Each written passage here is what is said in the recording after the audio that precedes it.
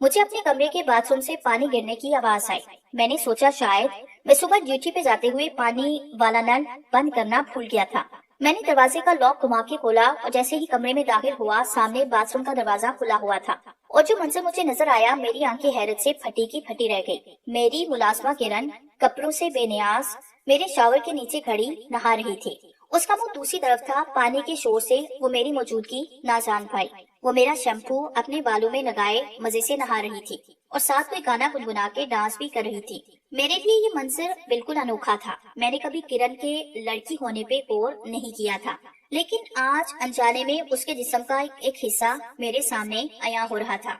मैं शहर में रह के कॉलेज में फैशनेबल लड़कियों के साथ पढ़ने वाला लड़का सोच भी नहीं सकता था कि देहात की लड़की का जिस्म इस कदर खूबसूरत हो सकता है। रंगत तो उसकी गोरी थी ही, जिस्म की बनावट भी ढाई खूबसूरत थी। अपनी मस्ती में नहाते गाते और हल्का हल्का झूमते हुए वो बिल्कुल एक परी लग रही थी, जो किसी पहाड़ के दामन में गिरते आबशार के नीचे दुनिया से बेखबर खड़ी नहा रही हो। काफी पल ऐसे ही बीते। मैं बिना पलके छिपके किरण को देख रहा था। मैं इस काबिल भी नहीं रहा कि उसे मुतवज्जे करता या वापस पलट जाता। अचानक मैंने एक फैसला किया और बिना आवाज पैदा किए वापस मुड़ा और कमरे से बाहर निकलने लगा। मैं चाहता था कि इसकी इज्जत का भरम कायम रहे, इसे एहसास भी ना हो कि वकास ने इनसे बिना लिबास और बिना इजाजत अपने बाथरूम में नहाते देख लिया है। वरना वो न जाने क्या रद्द अमल करती, शायद शर्म से मर जाती या शायद उसके बाद कभी भी मेरे सामने न आती। मैं जैसे ही कमरे से निकला, मेरी बदकिस्मती समझे कि घबराहट मेरे अपने दरवाजे से टकराया, अच्छी खासी आवाज पैदा हुई और अगले ही पल मैं कमरे से निकलकर बाहर आया। मुझे अपने पीछे किरण की एक बराई हुई हल्की सी चीख सुनाई दी। या तो उसने मुझे देख लिया या फिर उसे कमरे में किसी की मौजूदगी का शक हुआ। मैं जल्दी से चलता हुआ बाहर मेन गेट पे आया और दरवाजा खोल के बाहर निकल आया। दरवाजे को लॉक किया और तेज से कदमों से चलता हुआ गांव के बाहर आ गया। यहाँ पे एक बस स्टॉप था, जहाँ शहर जाने वाली सिर्फ 2 बसें आती थी। करीब चाय वाले का कोका था। मैं जाके वहाँ लकड़ी के बेंच पे बैठा और लड़की को इशारे से चाय लाने को कहा। मेरा दिल ऐसे धड़क रहा था जैसे मेरी चोरी पकड़ी गई हो। चाय पीने के दौरान मेरा जहन वो मंजर भुला नहीं पा रहा था। पानी की आबशार और नीचे झूमती और थरकती पड़ी।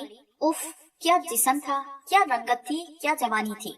सोच सोच के मेरी हालत खराब हो रही थी। अब मुझे यहाँ पे बैठ के वक्त पास करना था और 4 बजे छुट्टी के वक्त ही घर जाना था, ताकि किरण को यही लगे कि मैं अभी अभी से फैक्ट्री आया हूँ। साफ बात तो ये थी कि मैंने ये सब जानबूझ के नहीं किया। अनजाने में ऐसे हुआ। मैंने अखबार उठाई और वर्क गर्दानी करने लगा। 4 बजे तक मैं 3 चाय पी चुका था और सारा अखबार भी देख चुका था। पैसे अदा करके मैं उठा और मरे मरे कदमों से बंगले की तरफ चल पड़ा। चाबी से लॉक खोला और अंदर दाखिल हो गया। जब तक कपड़े बदले, किरण ट्रे में खाना रख के ले आई। बाबूजी खाना खा ले। मैंने ट्रे उसके हाथ से पकड़ते वक्त नजरें उठा के उसे देखा तो किरण की आंखें खिलाफी मामूल झुकी हुई थी। चेहरे पे शर्मिंदगी, बेचैनी के मिले जुले तासुरात, लेकिन चेहरा आज मामूल से ज्यादा निखरा और खूबसूरत लग रहा था। मेरे साबुन और शैम्पू से चोरी चोरी नहाई जो थी। मुझे एक बार हंसी आई, लेकिन मैं दबा गया और खाना खाने लगा। वो अब किचन में चाय बना रही थी। जब तक वो चाय लेकर आई, मैंने खाना खत्म कर लिया। वो खाली बर्तन उठा के किचन में ले गई और मैं चाय पीने लगा।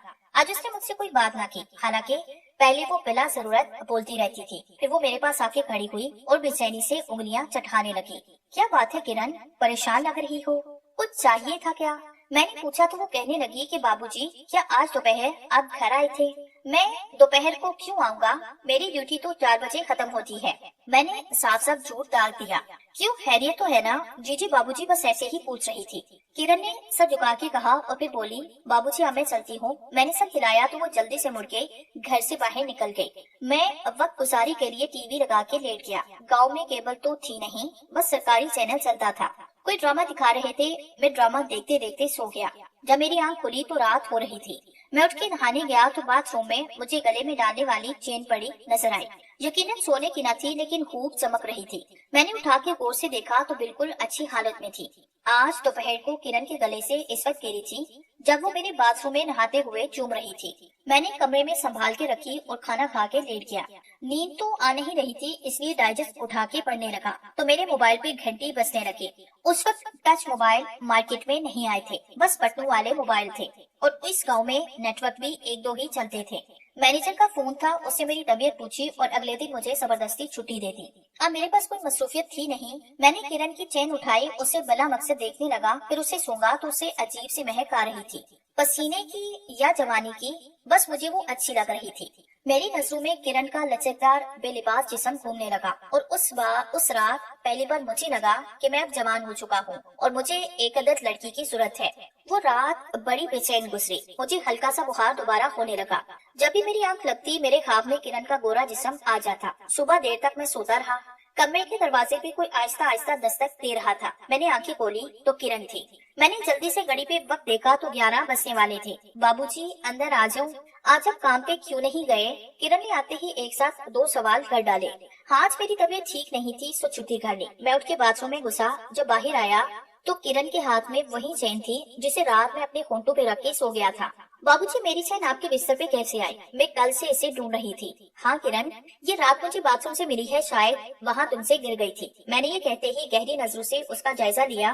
किरण के चेहरे पे घबराहट नमूदार हुई, जैसे उसकी चोरी पकड़ी गई हो, लेकिन वो खामोश रही। मुझे लगता है शायद मेरे बाथरूम की सफाई करते हुए तुम्हारे गले से गिर गई होगी।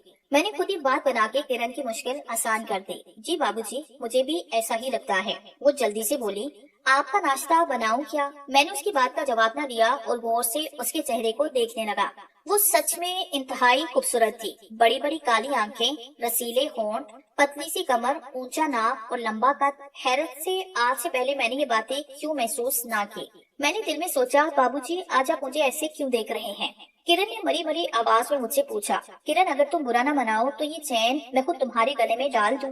मैंने जज्बात से बोझल आवाज में पूछा तो किरण बोली, बाबूजी मेरा मयार इतना नहीं कि आप जैसा पढ़ा लिखा अफसर मेरे गले में चैन डाले। ऐसा मत कहो किरण, मैं इंसानों को दुनियावी मयार से नहीं तोड़ता। मैंने कभी तुम्हें अपनी मुलाजिम समझा? तुम जानती हो ना? मैंने सवालिया नजरों से पूछा तो किरण ने इकरार में सर हिला के निगाहें झुका ली। मैंने किरण के हाथ से चेन पकड़ी और उसके पीछे खड़ा हो गया। उसकी गर्दन से दुपट्टा हटाया तो दुपट्टा सिरक के नीचे गिर पड़ा। वो उठाने जो झुकी तो मैंने बेइख्तियार उसे कमर से पकड़ के अपने साथ लगा लिया। वो तड़प के मुड़ने लगी, लेकिन मेरी बाहों की गिरफ्त में आ गई। किरण की लंबी लंबी गोरी गर्दन पे मोतियों की तरह पसीना चमक रहा था। मैंने अपना मुंह किरण की गर्दन के इतना करीब कर लिया कि उसके कलिबान से उठने वाली अजीब सी महक ने मुझे बेकाबू कर दिया और मेरे होंठ बेसाख्ता किरण की नाजुक गर्दन पे जा लगे। अगले लम्हे मैं बेखुदी में किरण की गर्दन का पसीना अपनी जुबान से चाटने लगा। मेरी गिरफ्त किरण की कमर से ढीली पड़ गई थी, लेकिन वो अपनी जगह से बिल्कुल ना हिली। मेरे होंठ उसकी गर्दन पे जगह जगह चूम रहे थे। अचानक से किरण मुड़ी और भाग के बेड पे लेट गई।